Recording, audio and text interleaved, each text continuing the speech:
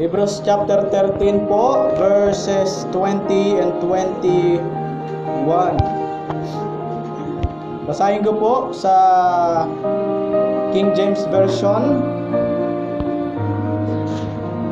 Sabi po sa Bible, verse 20, "Now the God of peace, that brought again from the dead our Lord Jesus, that great shepherd of the sheep." Jesus Christ is the chief shepherd, the great shepherd of the sheep. Tayo po yan, mga Kristiyano, mga tupa ng Diyos, mga hinirang ng Diyos sa kaligtasan. Through the blood of the everlasting covenant. That's grace. Ang biyaya ng kaligtasan sa pamamagitan ng pananampalataya kay Kristo. Then verse 21, matapos na ikaw ay maligtas at ikaw ay mayroong pastor, mayroong pastol si Jesus Christ through the blood of the everlasting covenant. Verse 21, make you perfect in every good work to do His will. So hindi lamang na ikaw ay iliniligtas ng Diyos, dapat may gagawin ka to accomplish the will of Him. Make you perfect in every good work to do His will, working in you. Hindi pa rin ikaw, ang Diyos pa rin ang gumagawa sa iyo. Kasi kung ikaw ay gagawa, hindi ka aya-aya sa paningin ng Diyos. Kaya ang Diyos ang unang nag-initiate para ikaw ay gumawa sa kalooban niya at ma-fulfill ang kalooban niya sa ating buhay. Make you perfect in every good work to do His will, working in you that which is well-pleasing in His sight. Through Jesus Christ, to whom be glory forever and ever. Amen. The title of our message this morning, Activated by God. Activated by God. You are active because of God. Buhay ka ngayon because of God. Bakit ka nagpapatuloy sa Panginoon? Because of God. It's not our performance. It is not our own efforts. It is all God's. Tayo sumandaling manalangin. Makapangyarihang Diyos, kami po ay nagsusumamo. Kami po ay nangungusap, nakikiusap sa inyo na kayo po ang gumawa sa aming kalagitnaan. Salamat po sa inyong lingkod, Pastor Jimenez, na pagpayag na ako'y makatayo sa kanyang pulpito para ma-encourage ang iyong mga anak. Kayo po ang manguna sa amin, anuman pong nakikita ang karumihan sa aming puso at isipan, linisin niyo po kami ng inyong banal na dugo. Patawad po sa aming mga pagkukulang, magkakasala, hindi pagtatapat sa iyo. I-encourage niyo po kami at kami po'y matutong maging dependent sa iyo lamang, O Diyos. Ang lahat ng ito ay dalangin po namin sa makapangyarihang pangalan ni Jesus. Amen. Makakaupo na po ang bawat isa. Maglakbay pa po tayo sa Ephesians chapter 1. Ephesians chapter 1. Magbukas tayo ng talata. Maglakbay tayo. Ephesians chapter 1 verse 1 to 6. Yan po ay unahan lamang ng Galatians. Sabi sa Ephesians chapter 1, Paul, an apostle of Jesus Christ by the will of God, to the saints which are at Ephesus, and to the faithful in Christ Jesus. So ito in particular naka-address po sa Ephesus, pero doon mapapansin natin sa huling pangungusap, and to the faithful in Christ Jesus. Bagamat wala ka sa Ephesus, tayo nasa Pilipinas, in particular Atimunan, Quezon, but you are faithful, it is for you. Verse 2, grace be to you and peace from God our Father and from the Lord Jesus Christ. Verse 3, blessed be the God and Father of our Lord Jesus Christ, who hath blessed us with all spiritual blessings in heavenly places in Christ.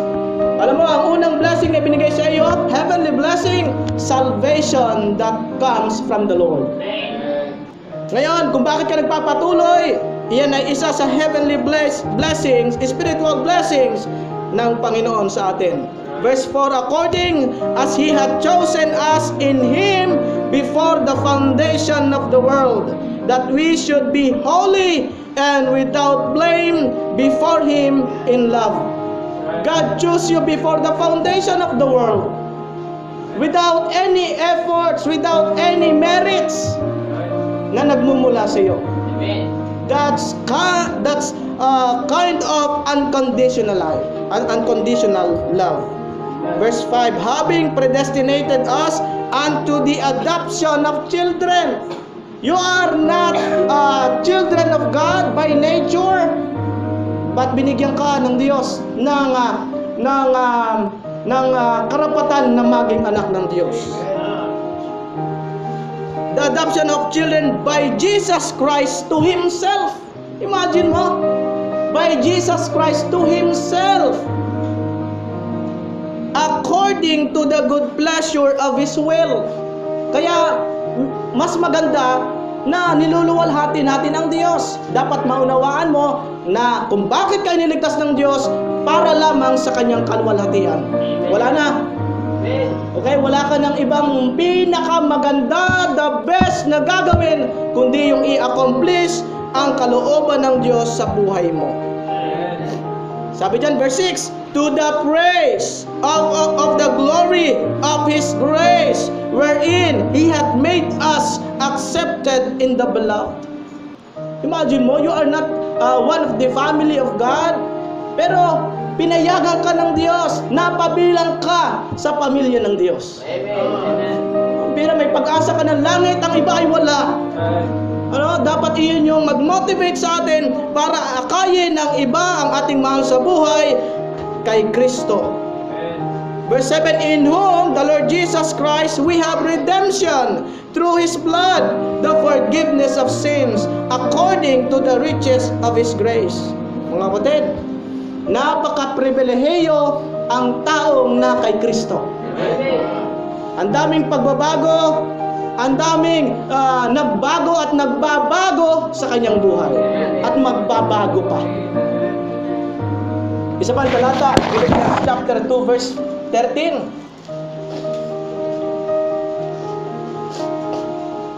Philippians chapter 2 verse 13. Unahan po ng Philippians, ng Ephesians. Philippians chapter 2 verse 12 muna mga kapatid. Wherefore, my beloved, as ye have always obeyed, not as in my presence only, but much more in my absence. Sabi ni Paul sa mga Christians in Philippi, not as in my presence only, but now much more in my absence. Work out your own salvation with fear and trembling. Mga kapatid, hindi ito tumutukoy sa kaligtasan. Ibig sabihin, patunayan mo na ligtas ka, ipatunayan mo sa pamamagitan ng iyong buhay. And then verse 13, for it is God, it is not you. For it is God, it's not you. It's not us. Okay? It's not the religion. It is God which worketh in you both to will and to do of His good pleasure. Alam mo kung bakit ka naglilingkod sa Diyos? Because of God. Bakit ka nagpapatuloy sa Diyos? Because of God. Wala tayong sariling angkin. Kahit ikaw ay naligtas na, ang Diyos pa rin. Kaya ang Diyos ang lahat-lahat. Kaya tayo dapat ay magbigay ng kaluwalhatian sa Diyos. Ngayon, the title is activated by God. Active ka na ba? Amen. 3 puntos lang 3 C. Okay? Activated by God. Number 1, activated in conversion. Ang Diyos ang nagko-convert ng buhay ng tao. Amen. Pangalawa, activated in cooperation. Amen. Dapat nakikipag-cooperate ka sa mithiing makalangit. Amen. Pangatlo, activated in completion. Amen. Dapat tapusin mo yung inilatag ng Diyos na takbuhin mo. Amen. Huwag kang magbabackslide. Huwag kang titigil. May reward ka pagkatapos ng iyong pagpapagal kay Kristo. Okay po. Ngayon, how to know that you are activated by God in terms of faith? Number 1, activated and conversion. Tandaan natin mga kapatid, ang Diyos ang nagko-convert. Okay? Paano ikaw ay nakakilala sa Diyos? It is because of God. Amen. Kung bakit ka na-regenerated ang puso? Dahil because of God. Hindi mo kayang magbago sa iyong sarili. Sapagkat tayo'y alipin ng kasalanan, sunod-sunuran sa kasalanan. At ang ninanais natin, kasalanan. Amen. Mula ulo hanggang paa, tayo'y kontaminado ng kasalanan. Amen. Magbukas tayo ng talata mga kapatid. By the way, pag sinabing conversion, the act or process of changing from one form to another. Yun ang ibig sabihin. Kaya ang conversion ay hindi pwedeng magsimula sa labas. Ito ay dapat magsimula sa loob. Ang pagbabago ay nagsisimula sa loob, hindi sa labas. Ang nagpaparumi ay hindi sa labas, kundi yung nasa loob. Kaya ang babaguhin dapat yung nasa loob. Magbukas tayo ng talata mga kapatid para tayo'y ma-convert. Ano ho? Kung hindi pa konvertado ikaw, kailangan mo ng conversion. Kailangan mo ng regeneration na nagmumula sa Diyos. Magbukas tayo ng talata, Acts chapter, kunin natin yung meaning ng conversion. Acts chapter 26 verse 18. Acts chapter 26 verse 18. Bago sumapit po ng Romans, Acts 26 verse 18, sabi ng Bible, sabi ng Diyos, okay ho? At ito ay sabi ni Jesus Christ kay Paul, to open their eyes and to turn them from darkness to light. To open their eyes. By the way, spiritually speaking, ang mata o paningin ng tao ay bulag. Okay ho? Kaya hindi nila nakikita yung kahalagan ng spiritual things. Kaya hindi sila nagpapahalaga sa church. Hindi sila nagpapahalaga sa kabanalan. Hindi sila nagpapahalaga sa pamumuhay na tama. Because they are blinded spiritually. So ang kailangan diyan ay conversion na nagmumula sa Diyos para hindi makalakad sa kadiliman. Sapagkat in John chapter 8 verse 12, I am the light of the world, the Lord Jesus Christ said. He that followeth me shall not walk in darkness, but shall have the light of life. Acts chapter 26 verse 18, to open their eyes and to turn them from darkness to light. Conversion. Changing or process from one form to another. From one place to another place. Conversion. Okay ha? Kukunin lang natin yung idea ng conversion ha? From darkness to light. Ang mga taong hindi konvertado, nananatili sa kasalanan. Yung mga taong konvertado, hindi nagpapatuloy sa kasalanan sapagkat sila ay may Kristo nagliliwanag sa kanilang buhay. Kaya mga kapatid, mapalad ka kung ikaw konvertado na. Pero kung ikaw hindi pa konvertado, kailangan mo si Kristo na pwedeng mag-convert sa buhay mo. Sabi dyan mga kapatid, to open their eyes and to turn them from darkness to light, from the power of Satan unto God, that they may receive forgiveness of sins and inheritance among them which are sanctified by faith that is in me. So kaya ang kailangan natin si Kristo lamang. Amen. Iyon ang pinakadakilang bagay na dapat meron ka. Kung wala ka dyan, kawawa ka. Makamit mo man ang yaman dito sa mundo, pero maiwawala mo naman ang kaluluwa mo. At ito'y pupunta sa impyerno. Ikaw ang pinaka-miserableng tao na nabuhay sa mundo. Kaya kailangan mo si Kristo. Kailangan natin lahat si Kristo sa ating buhay. Amen. 2 Corinthians 5:17, alam natin to. Therefore, if any man be in Christ, he is a new creature. All things are passed away. Behold, all things are become new. Colossians chapter 2 verse 11. Colossians chapter 2 verse 11 to 11, mga kapatid, sabi po dyan, in whom also ye are circumcised with the circumcision made without hands, and in putting off the body of sins of the flesh by the circumcision of Christ. Okay, by the way, sa ibang tawag ng conversion o regeneration ay circumcision in the flesh. Ay, circumcision in the heart, not in the flesh. Ito yung pinagmamayabang ng mga Hudyo. Ano? Kami ay nasa lahi ni Abraham. So they were circumcised in the flesh. Kaya nga nauso eh. Ano, pati sa Pilipinas, nagpapatuloy na rin ang mga lalaki, ang mga Gentiles. Pero originated ang circumcision in Israel. Okay ho? So pinagmamayabang nila yon. Pero sabi one of the scenario and history sa pugay ni Paul, huwag nang ipagmayabang na kayo ay tuli sa laman. Anong saysay ng tuli ka o malinis ka sa laman, pero marumi naman ang buhay mo?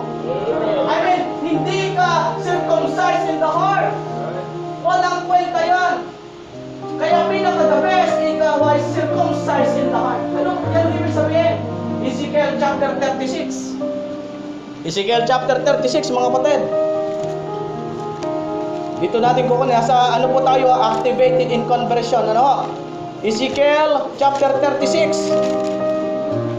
Ito po yung nangyari sa mga taong Kristiyano. Ano ho?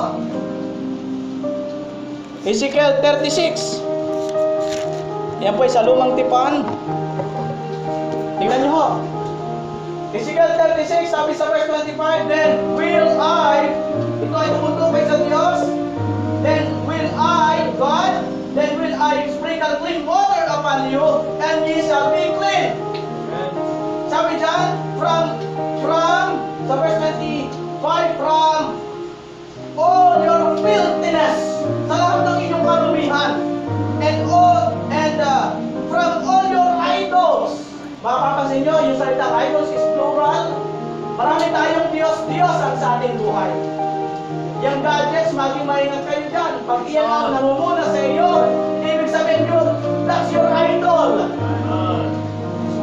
Pag ikaw ay merong sinusundang artista na laging updated ka, at yung mukha ng artista ginagaya mo, yung mukha, yung buhok, katulad mo rin yung artista, that's idolatry.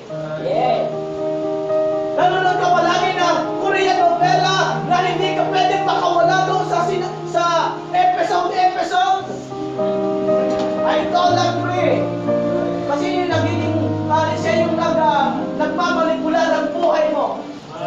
Dapat ang Diyos ang nagmamanipula. Ang Diyos ang nagko-control sa buhay mo.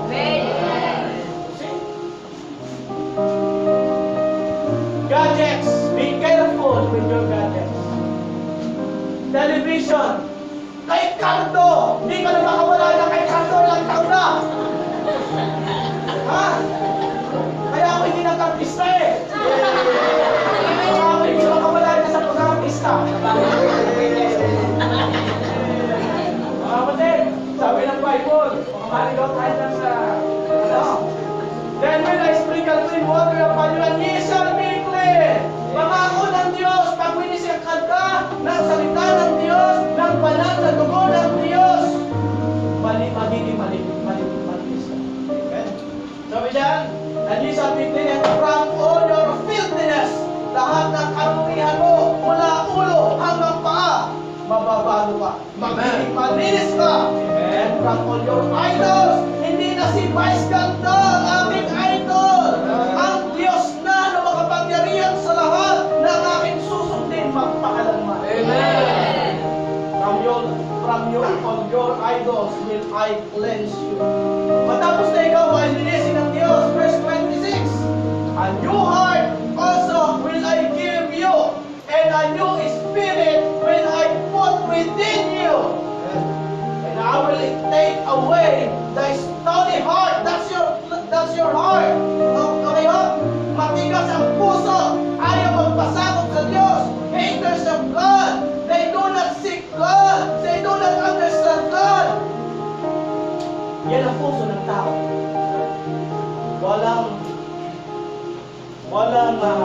magpakumbaga katagihan papunta sa bagay.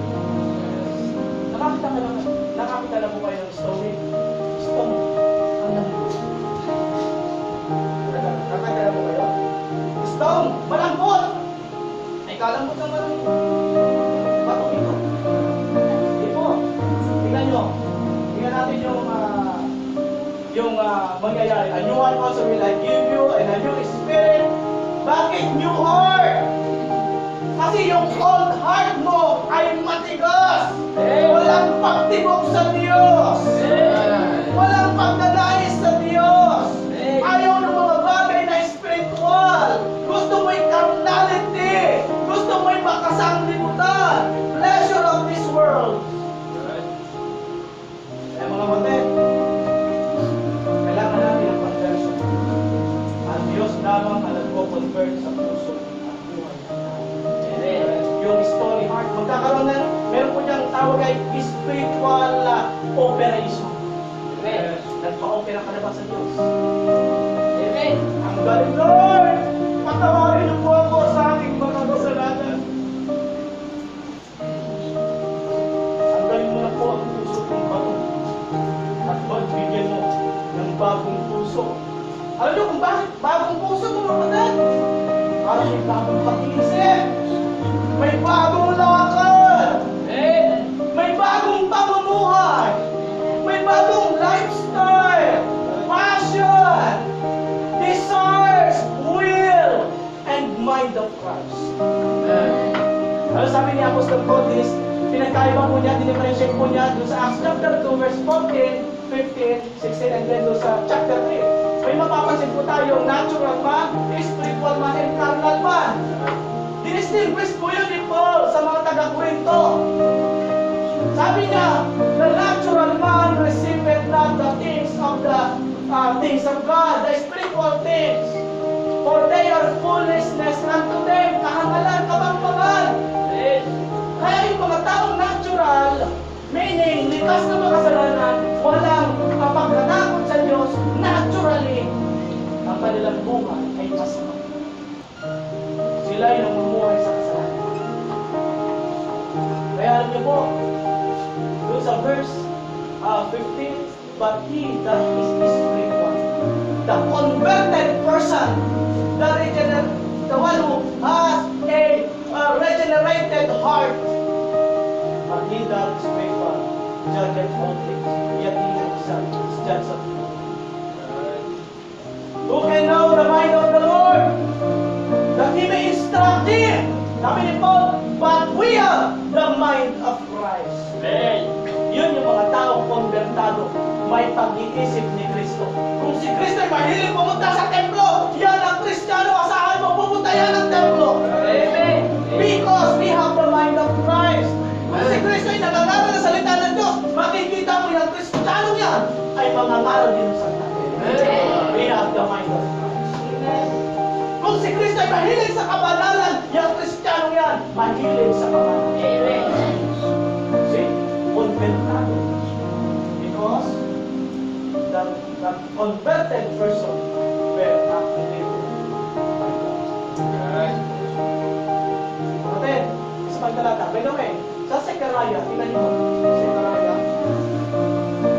Okay, tapusin ko ano? A new heart also will I give you, and a new spirit will I put within you, and I will take away the stony heart out of your flesh, and I will give you a heart of flesh. Kapalit ng stony heart of flesh. Ito ay metaphorical term, ano?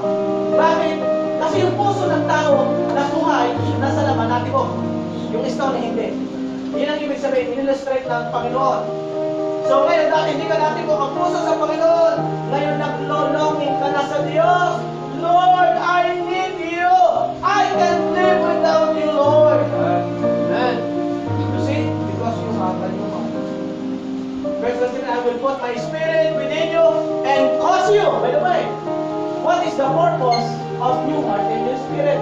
To cause you to walk in the statutes of the Lord. Sabi dyan, and I will put my spirit within you and cause you to walk in my statutes, and ye shall keep my judgments and do them. Kaya ang tunay na mananampalataya, magpapatuloy patuloy kay Kristo. No matter what, kahit may persecution, maninindigan niya sa katotohanan. Yan po yung ating makikita, no? Sekaraya, tingnan po natin. By the way, nung si Adan ay magkasala, tayo po, Romans chapter 5, ano ho? Wherefore, as by one man sin entered into the world, and death by sin, and death came upon all men, for all have sinned. Sa pamagitan ng isang tao, ano ho? Sekaraya chapter 7 verse 12. Tingnan nyo, gusto kong tumbukin yung salitang adamant. Tayo ay galing sa lahi ni Adam. Ano po? Sekaraya. Yan, chapter 7. Parang alas 12, pastor ang matatapos to ah. Ano? Bakit? Dito naman tayo kakain, ano? Ay, okay nga, sige. Pwede.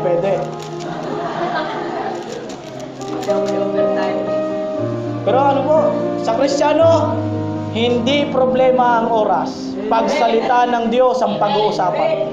Hindi po yung problema. Kasi hindi lang sa tinapay nabubuhay ang tao, kundi sa bawat salitang lumalabas sa bibig ng Diyos. Tingnan niyo po. Gusto kong tumukay yung salitang adamant. Ano? Adamant.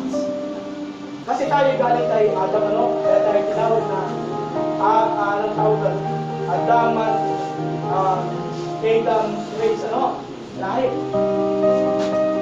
Sabi dyan sa verse 12, sabi ng Diyos through prophet Zechariah, oo, they made their hearts as an adamant stone.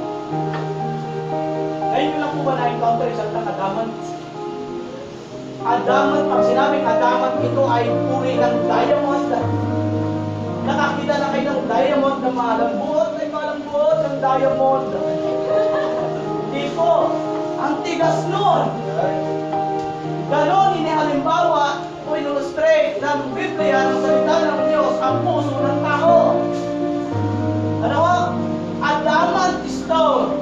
Sabi dyan, they made their hearts as an adamant stone, lest they should fear the law. Ginawa nila, pinatigas nila ang kanilang puso na katulad ng isang adamant or diamond para hindi sila makinig ng salita ng Diyos. Kaya kailangan ng supernatural work of the Holy Spirit on that person. Kaya ang kaligtasan, ito ay miracle. Napaka-imposible po ang maligtas, pero ginawang posible ng Diyos. Kaya ang Kristiyano pinaka-mapagpakumbabang tao. Kaya walang puwang sa Kristiyano ang mayabang. Ang kayabangan wala na yan. Ano? Kaya tayo, pagpatungkol sa Diyos, tiklop tayo. Lord, ano po ang kalooban mo sa aking buhay? Lord, kung saan mo ako gustong dalhin, pupunta ako. Lord, kung saan mo ako idadalhin, isugo mo ako. Mapagpakumbaba yung tao. So, adamant. Pero, mapapansin natin sa 2 Corinthians. Ito ang pinapahalagasaan natin. Madali na kapag ito ay converted. Sa cooperation, and then sa completion, madali na po yun. Ito conversion, gusto hindi lang kasi may mga kapatiran, may mga bisita po tayo na kailangan ma-convert. Kailangan mo ito mga kapatid, mga kaibigan. 1 Corinthians chapter 15. Tingnan niyo po.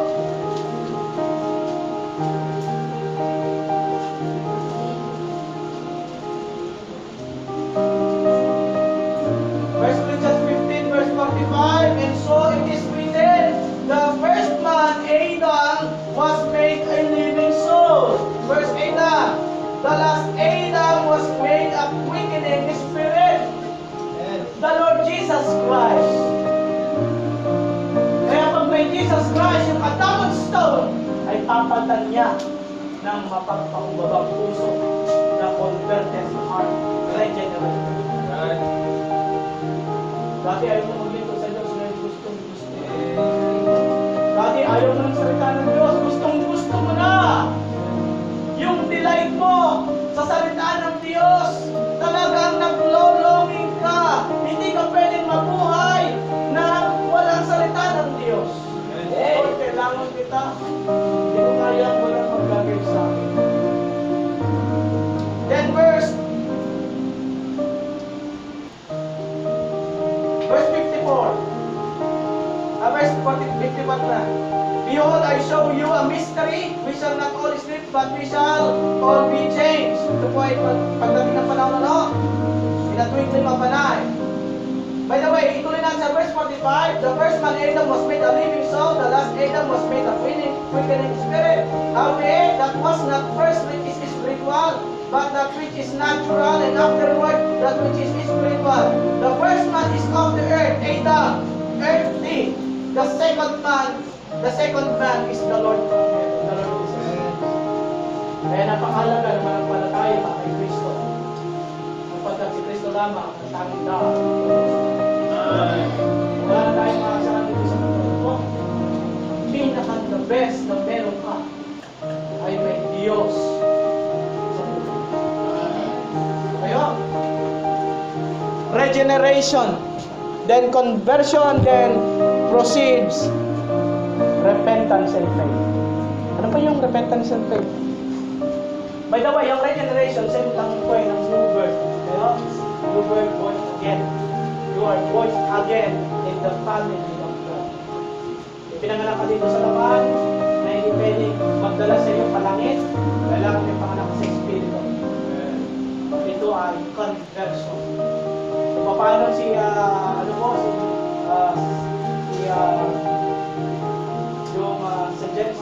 John chapter 3, si Nicodemus, except a man be born again, he cannot see the kingdom of God. So kailangan natin ang Diyos. Kaya tayo, kung bakit tayo nagbabay, we study to convert the people to God. From Satan to God. From darkness to light. Pero hindi tayo gagawa yun. Pero pinasakapan tayo ng Diyos. Kaya ang mga tao na malayo sa Diyos ay mapapalating ngayon sa Amen. Kaya pribilehiyo po maging Kristiyano, ano? Kaya tayo makipag-participate sa mission and vision of the church.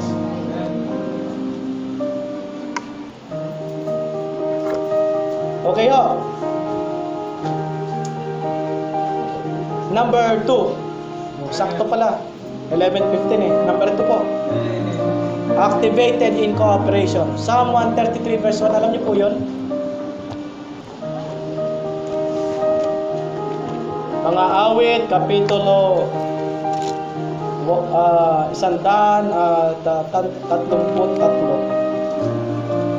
versikulo 1. 133 verse 1. Mga kapatid, matapos na maligtas ka, ito ang gagawin mo. Makiisa ka sa iyong mga kapatid. Pakibasa nga po.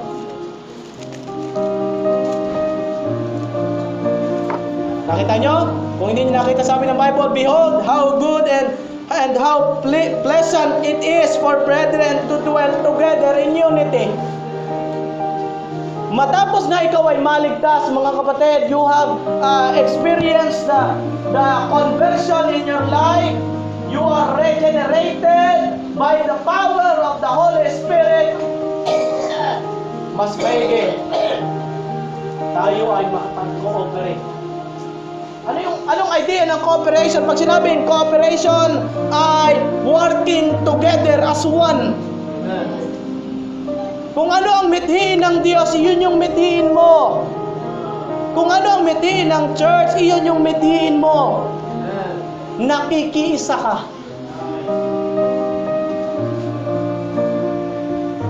Nakikisama ka. Hindi ka nakikisama. Okay ho? Nakikisama. Sama-sama tayo sa pag-urong. Sama-sama tayo sa pag-unlod. Para tayo, namumulito po. Sama-sama tayo kay Kristo. Amen. We are one in Christ. Grounded and settled in the faith. That's why we contend for the faith. Ano? May tanong po ako sa inyo. What is your function in the church as a member? Anong function mo? Ay, ano mo yung function mo? May kanya-kanya tayong gifts, ano ho? Or abilidad na binigay ng Diyos para sa kanyang kalwalhatian. Hindi para sa iyong sariling profit. Okay ho? Para sa kalwalhatian ng Diyos. Ephesians chapter 2, verse 8.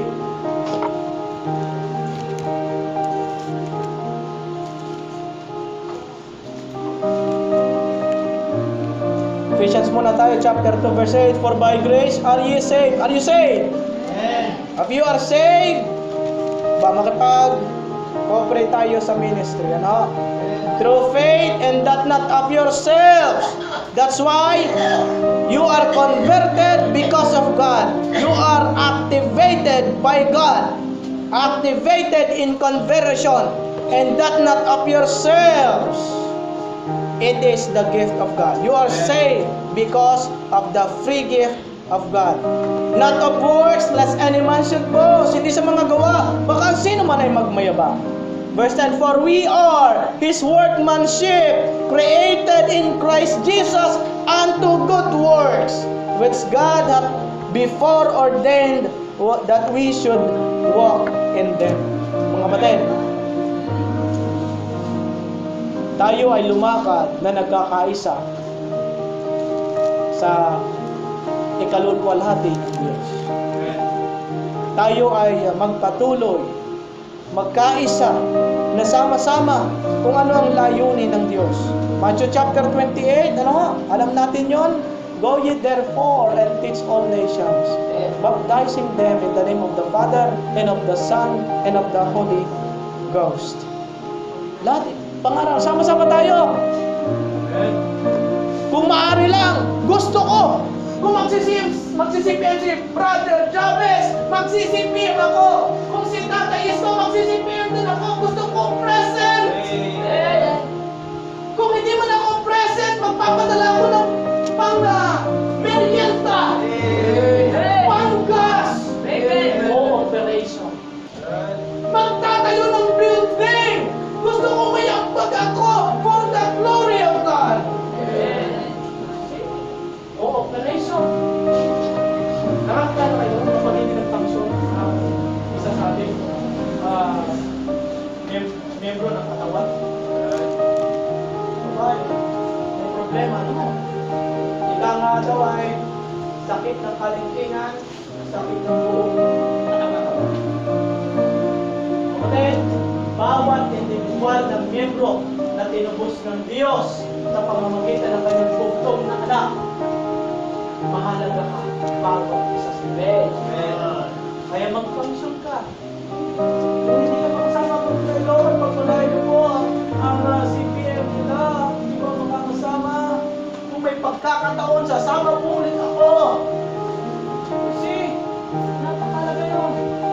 Manalangin na sa isa't isa. Magpatuloy na magkakasama ng matatag sa Panginoon. Cooperation. Nakikipag-cooperate ka ba? Active ka ba? Dapat tayo active. Unity makes us firm, unmovable, steadfast, unbreakable. Sama-sama kasi, matatag. Nakakanta na kayo nagwawalis? Isang tingting ang gamit. Yung isang tingting na yun, pag nagsama-sama, yung maraming tingting, makakalinis ng isang lugar. Tayo mga kapatid, tayo sama-sama na maglilingkod sa Diyos. Sama-sama tayo na ibabandila ang bandera ng salita ng Diyos. Sama-sama, makipag-cooperate ka, no? Mag-function ka. Okay ho? And last, number 3. Sakto. Hindi tayo maging alas 12, no? Activated in completion. Pag sinabing completion ay the act or process of completing. Completion. or finishing something. Amen. Alam mo kung bakit ka nakakapagpatuloy sa Panginoon? Ang Diyos pa rin eh. Bakit ka nagbabackslide? Ang Diyos bang may gawa? Hindi. Ang kasalanan sa buhay mo. Ikaw mismo. Kung bakit ka napapalapit sa Diyos? Because of God. Amen. Kung bakit ka binabalik sa linya na dapat mong takbuhin? Because of God. Kaya wala tayo talagang may pagmamayabang. Ano ho? By the way, yung i-reward ka ng Diyos. Di ba nakakatuwa yun? I-reward ka ng Diyos. Kahit ikaw yung pasablay-sablay ang buhay. You are accepted in the family of God. Makakasama ka sa muling pagkabuhay kahit backslider ka. Kaya, nakakapagpakumbaba, na makilala mo ang tunay na katangian ng Diyos. Kaya napakahalaga na makilala mo ang Diyos. Hindi mo kayang ibigin ang hindi mo nakikilala. Ano? Hindi mo kayang ibigin, mahal kita. Isang tingin pa nga lang, mahal mo agad. Hindi yun. Kailangan mo kilalanin mo yung taong iyon at matututunan mo siyang mahalin. Di ba? Nakangiti eh. Di ba? Ano Tatay Isko? Pagkilala mo, napakadaling mahalin. Pagkilala mo ang Diyos, ang bilis na at madali nang sumunod sa kanyang kalooban. Ang dali nang gawin yung pinagagawa ng mahal mo. Kilala mo kasi siya. Bakit ang hirap sa iba na sumunod sa Diyos? Hindi kasi malalim sa Diyos eh. Hindi kasi keep in touch sa Panginoon. Hindi na nagpe-pray. Hindi na nagba-Bible reading. Paano nga makikilala ang Diyos? You see? Activated in completion. Colossians chapter 2 verse 9 and 10. Colossians chapter 2 verse 9 and 10. Sabi po doon, for in Him dwelleth all the fullness of God bodily, the Lord Jesus Christ. And ye are complete in Him. Wow, kompleto ka na sa Diyos. Mga kapatid, you are justified, you are sanctified. You will be glorified someday. You will be resurrected someday. You are complete in Christ. Yung iba ay naghahanap ng kukumpleto sa kanyang buhay. Yung iba, naghahanap sino kaya kukumpleto sa aking buhay? Mga kapatid, ang kukumpleto sa buhay mo ay ang Diyos. Ano po? Kumpleto ka na ba? Diba? Browse ng browse sa Facebook. Sino kaya ang kukumpleto sa aking buhay? Sino kaya yung active dito? Ha? Yung iba naman sa messenger, ano po? Active pero hindi active. Diba? Doon sa messenger pa, iyan mo na ikaw ay active. Pwede mo ang ano tawag mo? Turn off yung pagiging active ng nagdadaya ka eh. Ulog na ako. Ulog na. Turn off, hindi na active. Pero active pa rin. Kumutin, active ka ba sa Diyos? Amen. Nakakarinig si Brother Gabriel. Ano? Active. Kompleto tayo sa Diyos. Amen. Binihisan tayo ng bis panglangit. Yung kasalanan mo, wala na yan. Your past and present and future seems wala na. We are complete. Nakayaya na tayo sa paningin ng Diyos. Hindi dahil sa iyo, kundi dahil sa kanyang tugtog na anak. Kaya mapalad ka kung may Kristo ka sa iyong buhay. Natanggap-tanggap ka na sa Diyos. Yes, we are complete in Christ. Now we are called to finish what God has called us to do. Okay, magbukas tayo. Philippians chapter 3. Philippians chapter 3. Atras tayo ng konti. Chapter 3 verse. Dito na, malapit na tayo magtapos. Baka nga hindi ko matapos yung 11:15. Ano? Pero extend po natin para hindi matapos yung 11:15. Philippians chapter 3 verse 13. Brethren, I count not myself to have apprehended, but this one thing I do, forgetting those things which are behind, and reaching forth unto those things which are before. That's Apostle Paul. Tatapusin ko, mga kapatid.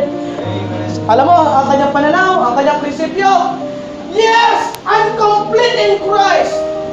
Pero gusto ko tapusin yung inihanda ng Diyos sa aking buhay na takboy. Yung iba, ano lang starter. Hindi finisher. Finisher ka? Dapat finisher tayo. Nakakita na kayo, ako pa yung nagmamason yung ano. Marunong pa ako na magmason, magkarpentero, ganyan. Konting sa wiring, pag hindi, ang finishing po, ay, pag nakakita, mahirap pag hindi finish, ano? Ang pangit tignan. Lalo na kapag ikaw ay nagpipintura, first coat, second coat, walang final. Oh, hindi maganda. You see? Are you a finisher? Hebrews chapter 12. Magbukas nga tayo ng talata. Hebrews chapter 12. Alam natin to. Ano ho? Hebrews chapter 12. Wherefore, seeing we also are compassed about with so great a cloud of witnesses, let us lay aside every weight and the sin which doth so easily beset us, and let us run with patience the race that is set before us. Tapusin mo. Alam mo kung bakit alam niyo po si Paul kung bakit natapos niya ang kanyang takbuhin? Bakit niya sinabi, I have finished my course. Fight a good fight. I have fought a good fight. I have finished my course. I have kept the faith. Alam niyo kung bakit? Because of God. Ang Diyos pa rin, mga kapatid. Ang Diyos pa rin. Sabi ng writer ng Hebrews, let us run with patience the race that is set before us. Ngayon, binigyan tayo ng motivation kung paano natin tatakbuhin. Ano? May instruction and then may motivation. The instruction is, tanggalin mo na yung nagpapabigat sa'yo. Marami yung kasalanan nagpapabigat sa'yo sa buhay Kristiyano, tanggalin mo na yan. Yung email nagpapabigat sa buhay Kristiyano, tanggalin na yan. Yung Facebook na puro hugot, hindi na hugot sa salita ng Diyos, tanggalin na yan. Yung mga memes daw, tawag ko dyan, memes. Memes. Okay? Di ba naman ay memes? Stop ang memes. Mga kapatid, tanggalin na yan. Let us run. Nakakita ka ng tumatakbo. Kapatid, pag tumatakbo ka talaga, nakatingin ka kay Brother Jabez, makukuha rin kita! Hindi po yun. Yung finish line. Meron ka sa puso mong determinasyon. Matatapos ko ang aking takbuhin na inatang ng Diyos sa akin. Amen. Tatapusin mo. Di lang ako starter. Finisher din ako sa biyaya ng Panginoon. No? Activated in completion. Philippians 1:6 sa ating closing. Closing na. 5 minutes.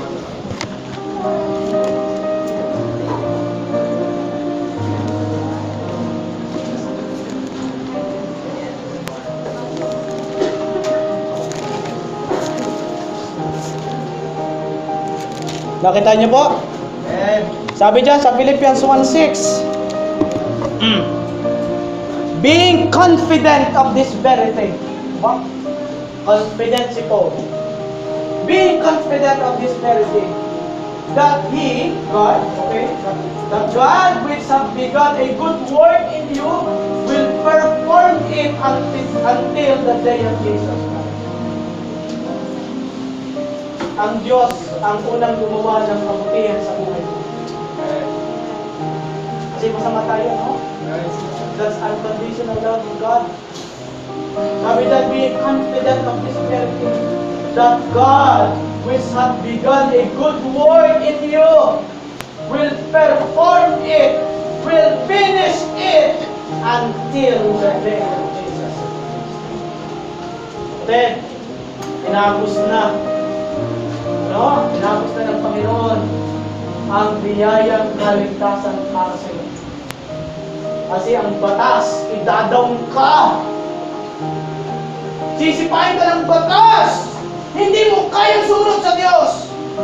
Sa akin pa lamang, hindi ka makasunod sa Diyos. Kaya, ginawa ng Diyos. Nagkatawang tao. At tayong mga covenant breaker.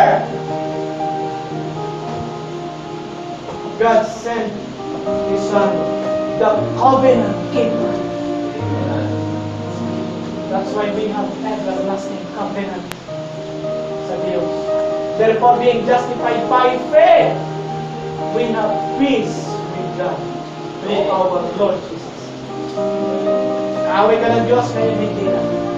Because of the covenant which is in Christ Jesus, our Savior. Tayong lahat ay tatayo, tayo pananalangin. Pastor, i-release po.